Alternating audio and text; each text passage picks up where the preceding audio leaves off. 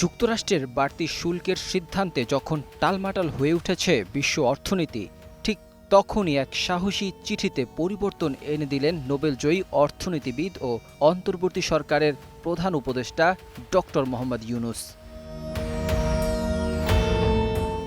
Trump প্রশাসন বাংলাদেশসহ একাধিক দেশের উপর ২৫ থেকে ৩৭% পর্যন্ত অতিরিক্ত শুল্ক আরোপ করে।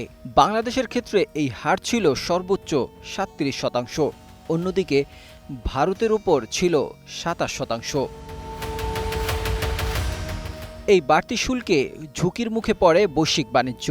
আশঙ্কা করা হচ্ছিল পাল্টাপাল্টি শুল্ক অব্যাহত থাকলে নতুন করে এক মহামন্দার মুখে পড়বে বিশ্ব। এই পরিস্থিতিতে ডক্টর ইউনূস সরাসরি চিঠি লেখেন মার্কিন প্রেসিডেন্ট ডোনাল্ড ট্রাম্পকে। চিঠিতে তিনি ৩ মাসের জন্য বাড়তি শুল্ক প্রত্যাহারের অনুরোধ জানান।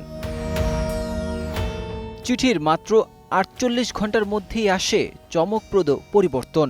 ট্রাম্প তার নিজস্ব সামাজিক যোগাযোগ মাধ্যম ট্রুথ সোশ্যালে ঘোষণা দেন, চীন ছাড়া অন্য সব দেশের উপর আরোপিত বাড়তি শুল্ক ৯০ দিনের জন্য স্থগিত করা হচ্ছে। যুক্তরাষ্ট্রের বাজারে ইউরোপীয় ইউনিয়নের দেশগুলোর স্টিল ও অ্যালুমিনিয়ামের উপর ২৫% অতিরিক্ত শুল্ক আরোপ করে। ট্রাম্পের এমন সিদ্ধান্তের জবাবে বুধবার ইউরোপের বাজারে যুক্তরাষ্ট্রের পণ্যের উপর ২৫% শুল্ক আরোপের ঘোষণা দিয়েছিল ইইউ।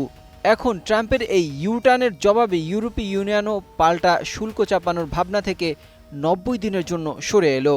এছাড়া পারস্পরিক শুল্কের বিষয়ে যুক্তরাষ্ট্রের সঙ্গে আলোচনায় বসতে চায় ইউরোপীয় ইউনিয়ন। চিঠির সরাসরি প্রভাব পড়েছে ভারতের উপরও, যেখানে ট্রাম্পের সিদ্ধান্তে ভারতের উপরও শুল্ক হ্রাস পায়।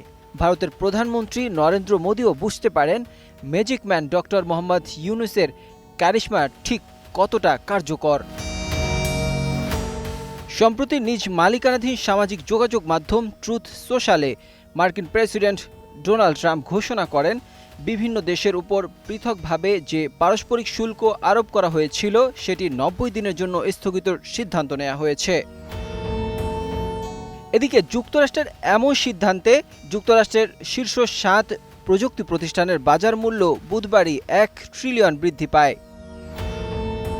বাংলাদেশের অনুরোধে নতুন শুল্ক ৯০ দিনের জন্য স্থগিত রাখার সিদ্ধান্তে যুক্তরাষ্ট্রের প্রেসিডেন্ট ডোনাল্ড ট্রাম্পকে ধন্যবাদ জানিয়েছেন অন্তর্বর্তী সরকারের প্রধান উপদেষ্টা ডক্টর মোহাম্মদ ইউনূস।